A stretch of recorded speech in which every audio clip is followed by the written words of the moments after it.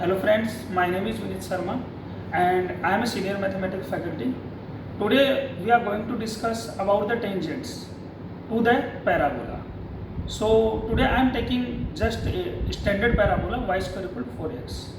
तो आज हम डिस्कस करते हैं टेंजेंट के बारे में, जो कि एक बहुत इंपॉर्टेंट टॉपिक है आईटी जेई मेंस और एडवांस के हिसाब से, और इस पर पहले भी काफ़ी सारे क्वेश्चंस आए हैं, तो इसको हम थोड़ा सा ध्यान से देखेंगे। तो कैसे हम टेंजेंट डिराइव करेंगे, क्या होगा स्लोप की फॉर्म में, पैरामेट्रिक फॉर्म में, वो सब चीज़ें हम यहाँ पर डिस्कस करेंगे। तो सबसे पहले हम देखते हैं पैराबोला की जो इक्वेशन मैं ले रहा हूँ वो स्टैंडर्ड इक्वेशन है। तो हम देखते हैं पहले टॉपिक टेंजेंट टू पैराबोला, और पैराबोला हम कौन सा यूज कर रहे हैं वो भी मैं यही लिख देता हूँ, Y square equal to 4ax। अब हम इसमें देखेंगे जो टेंजेंट है वो क्या है, एक लाइन है जो कि पैराबोला को टच करती है एक पॉइंट पर। तो हम सपोज कर लेते हैं, let us suppose the line is y equal to mx plus c। ये लाइन की स्लोप फॉर्म है जो हमने सेलेक्ट की है, और जो पैराबोला हम सेलेक्ट कर रहे हैं वो है y square equal to 4ax।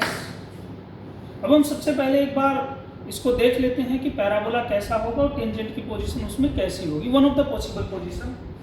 तो ये जो पैराबोला हमारा स्टैंडर्ड पैराबोला, ये कुछ इस टाइप का इसका डायग्राम बनता है, और अगर हम टेंजेंट देखें तो इसमें इस टाइप से हमारी टेंजेंट बनती है। तो ये इस पॉइंट पर P पर इसे टच कर रही है। ये P पॉइंट पैरामेट्रिक पॉइंट भी ले सकते हैं हम, और पॉइंट को निकाल भी सकते हैं। तो सबसे पहले हम देखते हैं कि हम इसे डिराइव कैसे करेंगे, ये लाइन कौन सी C की वैल्यू के लिए इसकी टेंजेंट पैराबोला की बनती है।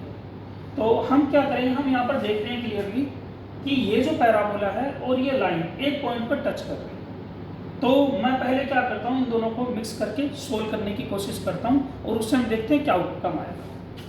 तो सबसे पहले हम देखते हैं लाइन की मैं वैल्यू पुट कर रहा हूँ mx प्लस c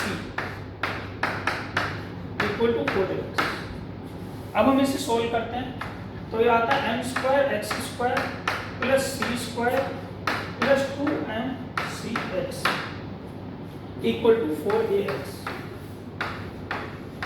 अब हम क्या करते हैं, इसके अंदर इसको हम थोड़ा सा मैनिपुलेट करते हैं और इस साइड लेकर आते हैं।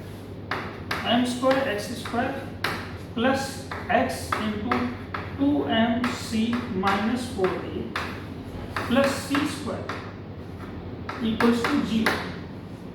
तो ये जो हमारी इक्वेशन है ये हमें क्वाड्रेटिक इक्वेशन मिली, किससे, इन दोनों को साइमल्टेनियसली सोल्व करने से।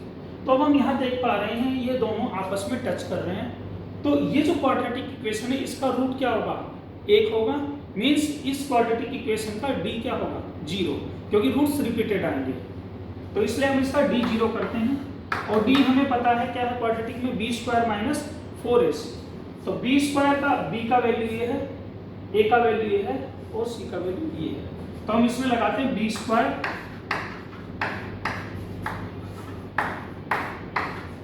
Minus 4ac। अब हम इससे निकालेंगे तो हमें c का कंडीशन पता लग जाएगा। तो हम इसे सोल्व कर लेते हैं, 4m square c square plus 16a square minus 16amc minus 4m square c square equals to 0। अब हम यहाँ देखते हैं ये कैंसिल आउट हो रहा है, तो हमने इसे कैंसिल आउट कर दिया। अब हम आगे क्या देखते हैं, इसके अंदर इसको सोल्व करने का कोशिश करते हैं। तो 16 कॉमन आ रहा है, और यहाँ पर a कॉमन आ रहा है, और इसमें mc ऐसा इक्वल्स टू 0। तो अब हमने यहाँ पर देखा 16a का वैल्यू 0 नहीं हो सकता, क्योंकि parabola y square equal to 4x है, तो हमें इसको 0 करना पड़ेगा। तो हम 0 करते हैं, तो हम देखते हैं c का वैल्यू जो आता है वो आता है a/m। तो इससे हमें पता लगा कि अगर c का वैल्यू a/m बनता है, ये वाला, और अगर हम इसे यहाँ पुट करते हैं तो c equal to a/m value के लिए ये जो लाइन है ये इसकी हमेशा टेंजेंट बनेगी। तो जो फाइनल आउटकम है टेंजेंट का वो मैं यहाँ पर लिख देता हूँ, y equal to mx plus a/m। ये क्या बनेगा, टेंजेंट, और किसका, to parabola y square equal to 4ax। तो ये जो है हमारा टेंजेंट का इक्वेशन मिला, किस फॉर्म में, स्लोप फॉर्म में। अब हमें पता है कि पैराबोला में इक्वली इंपॉर्टेंट पैरामेट्रिक फॉर्म भी है, तो हम उसे भी इसमें डिराइव कर सकते हैं। तो हम उसे भी देख लेते हैं अभी। तो इसे मैं रब कर दूं, इसे मैं रब कर देता हूं।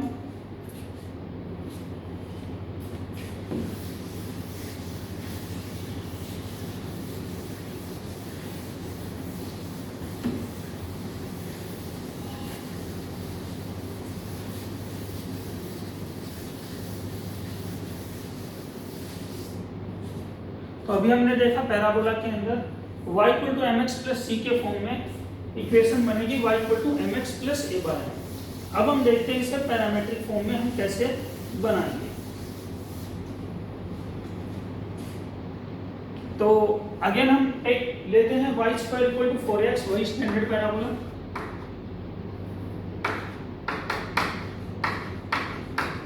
ठीक है, और इसमें हम आगे टेंजेंट की इक्वेशन है वो देखते हैं कैसे करेंगे। पहले हम बना के देखते हैं।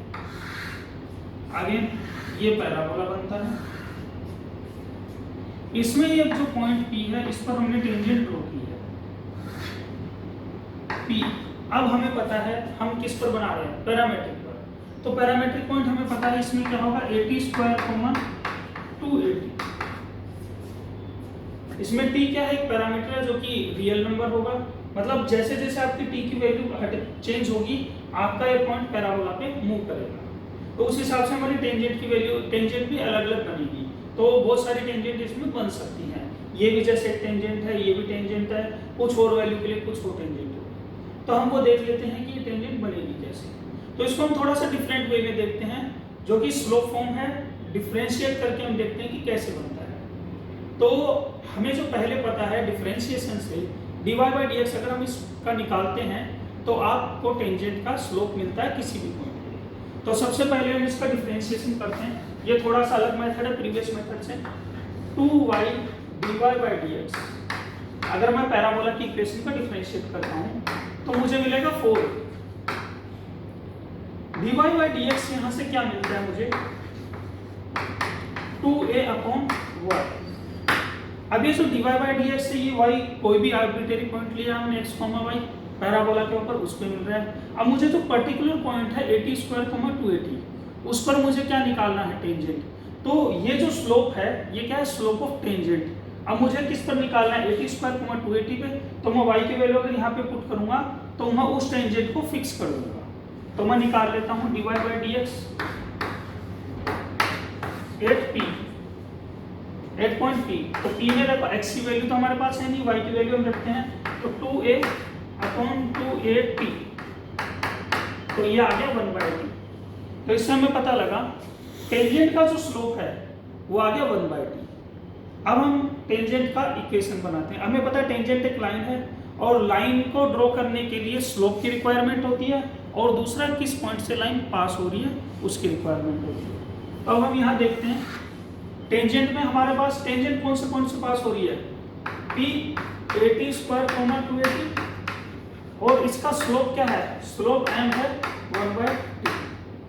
और हमें पता है कि equation of line 1 point form में जो हम लिखते आए हैं y minus y1 equal to m x minus x। तो y माइनस y1 अगर हम देखते हैं तो y1 का वैल्यू हम यहाँ से पुट करेंगे, x1 का वैल्यू ये होगा और m का वैल्यू ये होगा। तो y माइनस y1 280, ठीक है। अब 1/t यहाँ हमने पुट कर दिया, x माइनस 80 स्क्वायर ये हमने पुट कर दिया।